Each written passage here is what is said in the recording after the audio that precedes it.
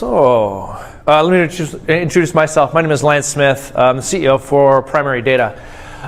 We've been in front of Storage Field Day a couple of times now. I think our last event was at VMworld, where we actually introduced our product. We did our product launch and started to talk about our first go-to-market applications for our technology.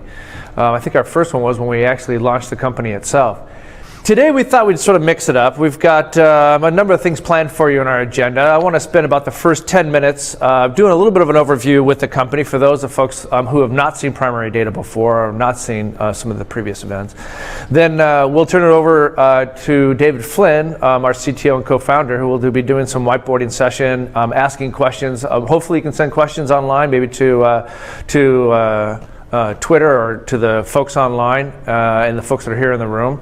He'll answer any questions you've got. We want to focus on some other aspects of the company. I'll talk about the overall technology itself, but really its implementation. We've had an opportunity to talk to a number of customers now over the past year, and we're going to give you some of what their insight and feedback is and how we can deal with the challenges of mating up the appropriate storage with the application, but to do so in an automated fashion. We'll be talking about types of objectives and how we've actually been able to roll it into our technology and make it very usable. And then finally, we're going to have a live demo. So we have Casey Lai, our SVP of Sales and Product Management here. We're going to show you guys a live demo and watch objectives in action. So as a quick reminder on the company, Primary Data was founded about 2 years ago, raised about $63 million, led by Excel and Battery. We have been hard at work developing our product over the last 2 years, this technology itself. It's called data virtualization. We'll get into more of that. David will give you a review of data virtualization, but the short of it is an abstraction layer that separates an application's logical view of its physical data. Now, its benefit is mobility. We'll get into more what that means and how we apply it, but we actually come up with an environment that allows folks to be storage agnostic, use the storage that they've got, dynamically deal with the needs of the business relative to the needs of an application that's in its storage. Now, when we came out last year, we announced that the band was back together. David Flynn and Rick White, who founded Primary Data, brought myself on board with Steve Wozniak, and we've got all our forces behind Primary Data to bring this technology to market. We've been on track. Yes. We're still disappointed you never bring Woz to Tech Field Day. We are. All right, duly noted. So that means we're going to invite at least one more time. Yeah, let me go out on a limb and say, I'd really like to see Woz at Tech Field Day. Very good. Guy's one of us. All right. You know what? I think he'd really enjoy being here, especially during the Q&A session. I think you guys have a lot of fun because his focus is always on the outbound and the customer's view of how the product is being utilized. And when we work with him, that's one of the things that he likes to do, to make sure that there's the underlying technology. He spends time with David and the engineers, but really, how is the customer making use of this product?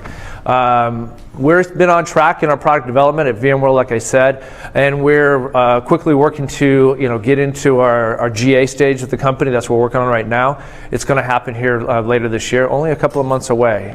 It's about a month and a half. All right. There's a lot of data that talks about why we're focused in this area. I have talked about the fact that data is doubling pretty much every year now, and I think IDC tells us that the world's digital data is growing to about 44 zettabytes by the end of this decade. We got a couple of other data points. The other data points is how much enterprise is spending on storage. IDC said that beginning of this year, at the end of last year this time, that the big spending spree of about $10 billion was spent on enterprise storage. And I hear that trend continue to go. By June of this year, they announced at the beginning of the year, it was pretty much the same, a little over $8 billion. But there's also another data point I've talked about. Not all data is created equal. It's basically the 80-20 rule. 80% of it is not as useful to a business. 20% of it is very valuable to the business. And so what ends up happening is that IT today, they don't ever want to run into a problem. And I've talked about in the past that over-provisioning is one of the ways to future-proof a deployment for an application or for a department. Now, Schneider Electric has come out with some data when they go and do their deployments in data centers and they see what their customer base is doing, that when a storage solution is first deployed, only about 20% of it is utilized. And then it grows to as much as 60%.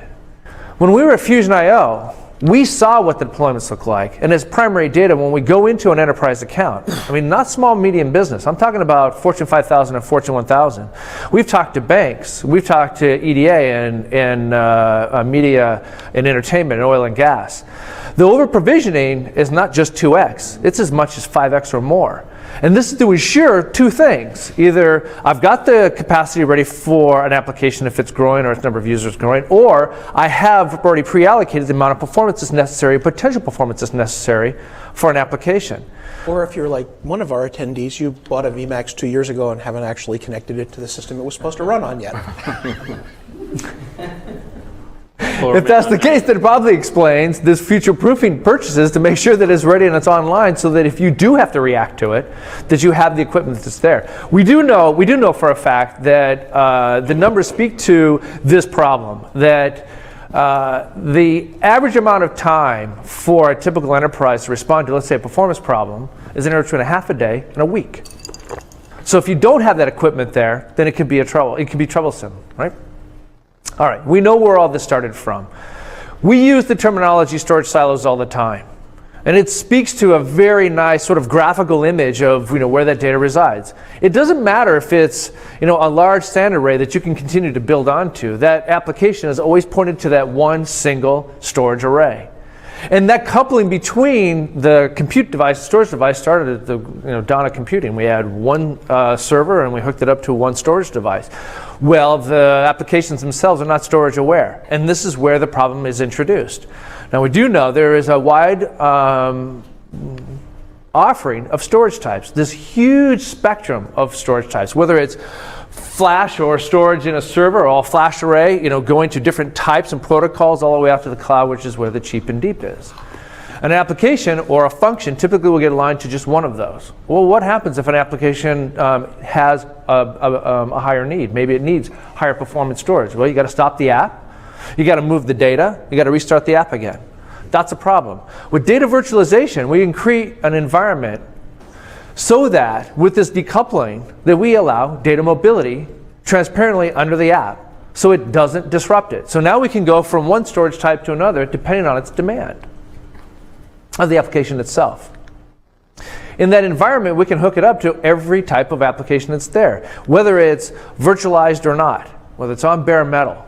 And this big environment that we're proposing introduces something we call a global data space. So now that single file can go from each and every type of storage tier, a true storage tier, completely objective driven. Today we want to talk more about, David will talk about the technology, how it's done underneath, but we'll also talk about the objectives that people want to achieve now. When we talk to a customer, they tell us, we either have this issue of budgets, limited space, we can't deploy fast enough, we have too much over-provisioning going on, but we do have customers, we do have dynamic need where sometimes I need fast storage and sometimes I don't. I need something that's more cost effective. And to be able to choose between those two in an automated fashion is the beauty of primary data. This is where we come about creating things we call objectives. Now, when we talk to our customers, we have two types within a company. We have the data managers themselves worried about what's happening with the application, and we have those that are worried about the infrastructure, right? The storage managers, the IT infrastructure. Now, wouldn't it be nice where you can come up with a menu of objectives that a data manager could choose from, whether it be a platinum, its highest level of performance, or gold, or if it's cheap and deep like the cloud. Now remember, these are all relative statements. You can have an all-flash array as your platinum. You can have flash in a server as your platinum. Or it could just be your standalone SAN array, and cloud then becomes your sort of your bronze service. But when you offer those up to a customer, they now have a choice and they can determine what they need. But these are what we just basically call basic objectives. And you can have this catalog of objectives based on the type of hardware that's available in a system. You can add to it and then create new objectives that a data manager could then choose from. We have an issue, and we've run into this before. Everybody wants the gold. Everybody wants the highest level of performance. We have a customer's top 5 bank in the US. They have tons of SAN arrays that are deployed, and they just went off and purchased a bunch of all-flash arrays. Every department's going, I want all my stuff on the flash array, whether they need it or not. But they have hundreds of petabytes worth of data, and they got tens of petabytes worth of flash. So they can't take 100 petabytes and jam it into 10. So they got to start making some choices. And the problem is everybody wants it, but they don't want to pay for it. But they got to figure out how to determine it. And with that catalog, you can do so.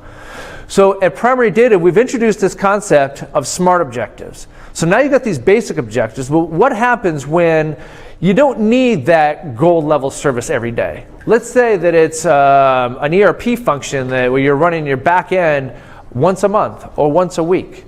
You just need to temporarily move those files into that tier when you run that storage, and then you move it back. Of course, we do know that we can promote and demote a file or a group of files or directories, subdirectories, or full runs, depending on its activity. If it gets colder, it can be demoted into the slower, cheaper, deeper storage. If it gets active again, it can be promoted. We know that we can do that, but what happens when you have these types of needs? You want to be able to dynamically make use of your infrastructure, not just permanently aligning, platinum with your expensive storage, because you'll be oversubscribed at the end of the day. That's all I have today. I want to introduce David Flynn. I will leave you again with the same thought that I've done at the last couple of presentations. The primary data is about putting the right data at the right place at the right time.